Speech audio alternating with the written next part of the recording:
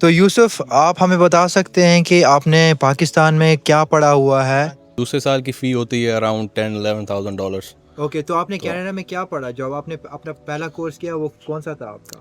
वो मेरा बैचलर्स मेरी सॉफ्टवेयर इंजीनियरिंग में थी। तो उसके बाद मेरा जो सारा था इंक्लाइंड था मैं एआई की तरफ। स्टडी कर रहे थे। आप एक ऐसे वाहिद बंदे हो जो मैंने देखा है कि जिसने कोई जॉब नहीं की माशाल्लाह, क्योंकि आपका स्किल सेट इतना तगड़ा है कि आप फ्रीलांसिंग करते हो। तो आप थोड़ा बहुत उस बारे में बता सकते हैं कि आपको फ्रीलांसिंग की जॉब कैसे मिली? आप मुझे बता सकते हैं कि आपने फ़ीस के अलावा क्या-क्या भरा है कनाडा आने के लिए इन टर्म्स ऑफ फाइनेंशियल? आपने एक तो फ़ीस भरी है अपनी, और जीआईसी कितनी भरी है? क्या पढ़ा है कश्मीर में, और उसके बाद आपको कनाडा का आइडिया कैसे मिला और आपने अपना प्रोसेस कैसे शुरू किया, आप मुझे बता सकते हैं? या श्योर। तो कनाडा आने से पहले मैंने +2 की हुई है घर से। तो ये है हमारे साथ कामरान आज। कामरान, आप अपना इंट्रोडक्शन करें सबसे पहले तो कश्मीरी में। मे नाव कामरान यार, बस रोजान पामपुर रोजान, मेन पामपुर रोजान, क्या बस रोजान चंदहरा पामपुर, जन मान सैफरान, ये सैफरान टाउन वन। तो मैं क्या सा गई ऑलमोस्ट 1 ईयर गो मैं कनाडा मज, बस एज अ स्टूडेंट ये। या दैट्स ऑल अबाउट मी। तो कामरान, आप मुझे बताओ, जब आप कनाडा आ रहे थे आपका प्रोसेस कैसा था? आपने कहाँ से शुरू किया? आपने क्या पढ़ा है कश्मीर में, और उसके बाद आपको कनाडा का आइडिया कैसे मिला और आपने अपना प्रोसेस कैसे शुरू किया, आप मुझे बता सकते हैं? या श्योर। तो कनाडा आने से पहले मैंने +2 की हुई है घर से।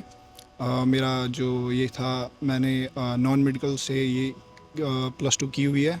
और उसके बाद मुझे आइडिया मिला कनाडा का। मेरा दोस्त था इधर पे आफाक डार, तो उसने मुझे इधर का बोला था कि लाइक इधर पे ऐसा सीन है, ऐसी लाइक डिफरेंट थिंग्स है, मतलब घर से तो पूरा डिफरेंट ही है। तो और मुझे भी शौक़ था, लाइक बचपन से मैं लाइक मूवीज़ हॉलीवुड सीरीज़ में था, तो मुझे भी बहुत मन कर रहा था ऐसी लाइफस्टाइल जीने का। तो अल्हम्दुलिल्लाह। तो आपने प्रोसेस कैसे शुरू किया? डॉक्यूमेंटेशन आपको किसने गाइड किया? और तो मुझे आफाक ने और उसकी फैमिली ने सारा गाइड किया। उन्होंने मुझे लाइक रेफ़र किया एक एजेंट के थ्रू, जो कि पंजाब से मैंने फ़ाइल जो था, मेरा प्रोसेसिंग जितनी भी थी उधर से ही करवाई थी, पंजाब से ही। तो उन्होंने मुझे मेरी सारी हेल्प करी है इसमें। Oh nice. आप मुझे बता सकते हैं कि आपने फ़ीस के अलावा क्या-क्या भरा है कनाडा आने के लिए in terms of financial?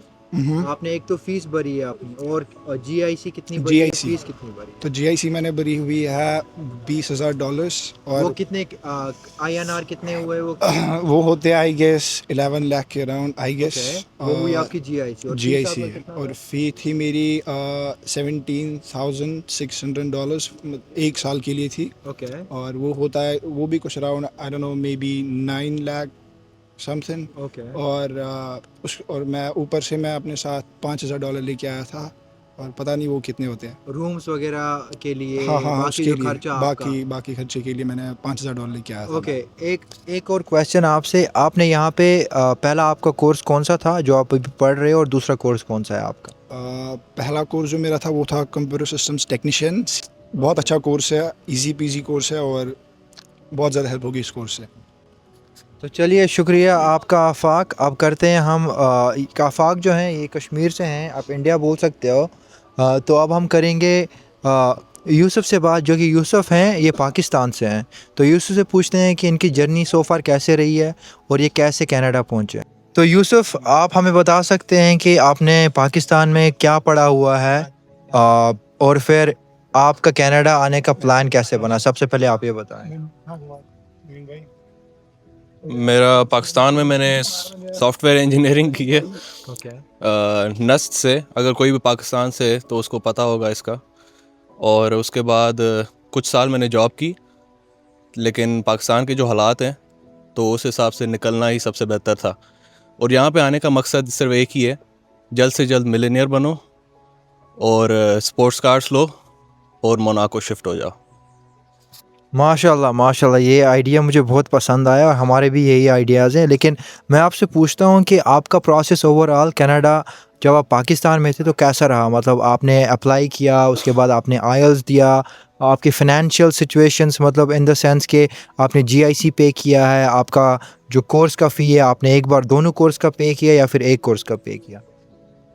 Financial situation कुछ ख़ास नहीं थी मेरी अपनी सेविंग्स थी मोस्टली, और उसके अलावा थोड़ा सा लोन लेना पड़ा।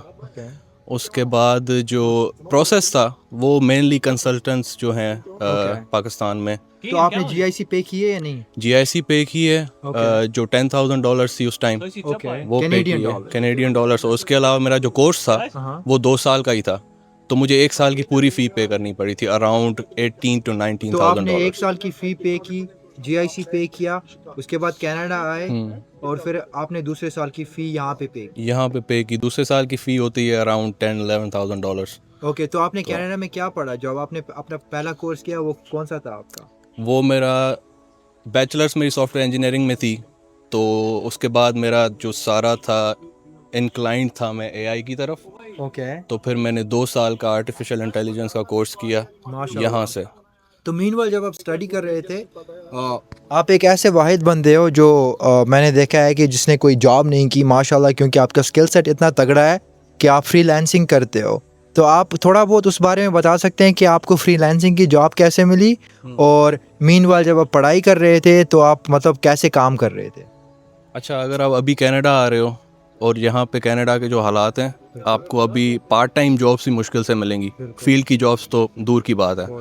तो अगर आपके पास फ्रीलांसिंग का कोई एक्सपीरियंस है, फाइवर, अपवर्क और freelancer.com जो भी हैं ये यहाँ पे वेबसाइट्स, अगर वहाँ पे कुछ पोर्टफोलियो बना हुआ है तो आप क्लाइंट्स वहाँ से बाहर लेके आ सकते हैं प्लेटफॉर्म से।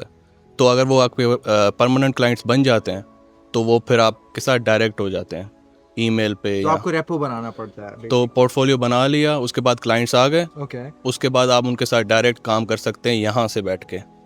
तो इसमें ये होगा कि आपके पास एज होगी बाकी लोगों के कंपैरिजन में कि आप अपना पार्ट टाइम या फुल टाइम अगर काम करते हो तो यहाँ पे कोई रिस्ट्रिक्शन नहीं है रिमोट वर्क पे, स्टूडेंट स्टेटस पे भी। एटलीस्ट वो फ्रीलांसिंग पे, हाँ, फ्रीलांसिंग और फ्रीलांसिंग में कोई आवर्स का रिस्ट्रिक्शन नहीं है, नहीं। और जब तक आप स्टूडेंट हो आपको कोई टैक्स वगैरह की भी टेंशन नहीं है। है। माशाल्लाह, जो कि अच्छी बात है। चलिए Yusuf, thank you so much no problem. अपना जो आपने डिटेल शेयर किया है इसके लिए। बाकी